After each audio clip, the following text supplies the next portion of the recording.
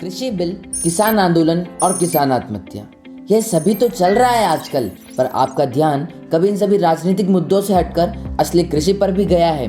शायद नहीं। तो गाइस, कुछ अगले मिनटों में आपको किसान, कृषि और उससे जुड़ी समस्याओं की समझ आपको हो जाएगी। और यदि आप भी किसान हो और उनको भगवान तुल्य मानते हो तो वीडियो को लास्ट तक देखना जरूर। तो नमस्कार दोस्तों, स्वागत है आपका संप्रभा में। संप्रभा का विधान, सकारात्मकता से समाधान। जहां आज दुबई तेल छोड़कर पर्यटन पर अधिक ध्यान दे रहा है क्योंकि उसे पता है कि तेल खत्म तो उसका खेल खत्म, उसके बाद बकरी थोड़ी ना चराएंगे। तो इसी तरह सबसे पहले भारत को भी कृषि के तरीकों में बदलाव करना पड़ेगा और नई रणनीतियों और आधुनिक तकनीकों का सहारा लेना होगा। दूसरी बात, भारत की कृषि पूर्ण रूप से मानसून पर निर्भर है और मानसून तो आजकल लुका छिपी का खेल खेल रहा है, कभी सूखा तो कभी बारिश तो कभी बेमौसम ओले। इसलिए यदि हम इस लुका छुपी के खेल में मानसून को थप्पी देना चाहते हैं, यानी कि बम्पर पैदावार प्राप्त करना चाहते हैं, तो हमें मानसून को वैज्ञानिक तरीकों से समझना होगा और उन्हीं के अनुसार कार्य करना होगा। तो आइए बात करते हैं तीसरे पॉइंट की, कि हमें फर्टिलाइजर्स यानी उर्वरक दवा के रूप में दिए गए थे, परंतु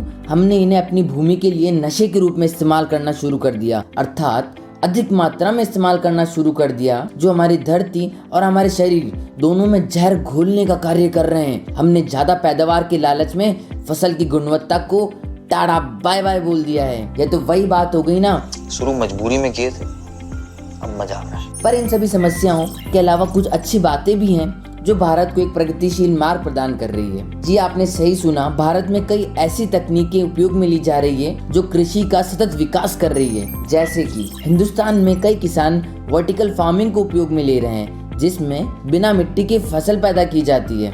हैं? अब ये कौन सा माजरा है बे?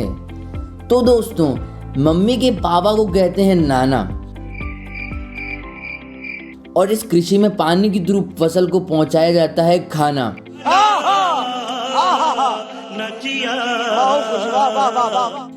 जी हाँ, पानी की कंटिन्यूअस साइकिल के जरिए न्यूट्रिएंट्स पौधों तक पहुंचाए जाते हैं। तो आइए दूसरी बात करते हैं स्प्रिंकलर्स और ड्रॉप यानी बूंद बूंद सिंचाई विधि। स्प्रिंकलर सिस्टम उसी का बड़ा रूप है जो आप गार्डन में पौधों को फुस-फुस पानी देते हैं ना, बस उसी तरीके से फसल में पानी पहुंचाया जाता है और हाई इरिगेशन यानी उच्च सिंचाई वाली भूमि में बूंद बूंद करके पानी दिया जाता है। क्योंकि जैसे दिल टूटने के बाद आशिक की आंखों से पानी झरता है, अरे ऐसे ही बूंद बूंद से घड़ा बढ़ता है और यहाँ किसान बूंद बूंद से सिंचाई करता है।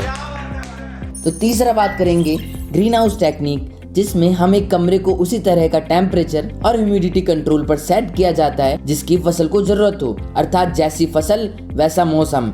दे दी ना मानसून को लुका छिपी की थप्पी। इसके अलावा पशुपालन भी कृषि के साथ करना चाहिए, जिससे यदि किसी कारणवश फसल खराब हो तो किसान पशुपालन के माध्यम से जीविकोपार्जन कर सके। मतलब भैया गाय भैंस पाल लो, फसल नहीं हुई तो गोमाता रक्षा करने के लिए तैयार रहेंगी। और लाला सुनो, अब हमारे किसान भी पढ़ने लगे हैं और वह अब शिक्षित भी होने लगे हैं। तो अब वह शिक्षित होंगे तो ज्यादा उत्पादन होगा और ज्यादा मुनाफा भी तो होगा। तो दोस्तों, अब बात करते हैं कुछ उन नई टेक्निक और इनोवेशंस के बारे में जिन्हें यदि हम अपने किसानों को समझा पाए तो सही में हमारे पढ़े लिखे होने का भी फायदा है। हम हमारी छतों पर या फिर घरों के पास में खाली पड़ी जमीन पर खेती और बागवानी कर रोज का ऑर्गेनिक फल प्राप्त कर सकते हैं, जिसको हम अंग्रेजी में अर्बन फार्मिंग कहते हैं। अच्छा, आपको पता है आजकल तो खारे पानी को भी मीठे पानी में बदला जा सकता है, वो भी एक छोटे से यंत्र यानी कि डिवाइस जिसे हम इरिगेशन नेट्स कहते हैं। फोटो बायो रिएक्टर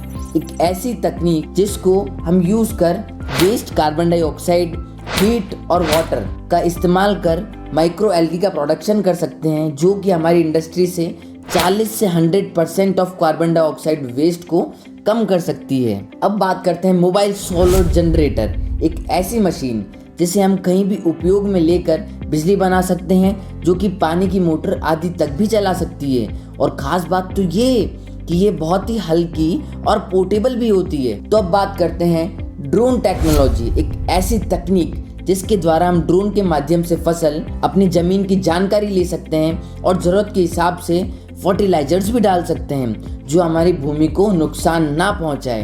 तो दोस्तों आपने देखा इतने सारे इनोवेशन और आइडियाज हमारे खेतों के लिए, हमारी फसलों के लिए बने हैं, तो इन्हें आप भी यूज करना शुरुआत कर दीजिए। आइए अब आपकी मुलाकात कराते हैं जयपुर के रवि कुमार जी से, जिन्होंने एक ऐसा रोबोट बना दिया है जिससे आप घर पर बैठे ही अपनी मिट्टी की उर्वरकता, पानी का स्तर और कई जानकारियां भी ले सकते हैं। इतनी सी उम्र में इतना बड़ा कमाल, तो अब आप किसका वेट कर रहे हैं? उठो और जितना हो सके अपने साथ वाले जान पहचान के किसानों को और उनकी फैमिली की मदद करो और खुद भी अर्बन फार्मिंग शुरू करो। अरे रुको रुको रुको रुको रुको, ऐसे कैसे जा रहे हो? एक काम और करते जाओ। तो लाइक और शेयर ठोक दीजिए महाकाल का, दबा के लाइक और शेयर ठोक दीजिए। साल मेहनत करता हूँ आपके लिए बेटा, ऐसा नहीं चलेगा, ऐसा नहीं चलेगा।